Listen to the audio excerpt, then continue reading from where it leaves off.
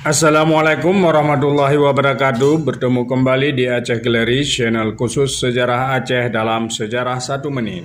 Pada tanggal 6 September 1903, Panglima Polim dan iparnya Tengku Raja Kemala bersama 150 prajurit lengkapnya dengan senjata datang melapor pada Kapten Collins, Sivil Gezag Khyber di Lok Sumawe. Atas persetujuan Gubernur Jenderal Belanda di Jakarta, Panglima Polim diangkat menjadi kepala segi di 22 mukim terhitung mulai tanggal 1 Januari 1904. Dengan demikian, posisi Panglima Polim telah berubah menjadi ulai balang yang bekerja sama. Bersama Panglima Polim dan Tuanku Raja Kemala turut menyerah Tengku Syekh Lutan dan Tengku Raja Mahkota Gedong, Tengku Cit serta ayahnya awal bulan November 1903.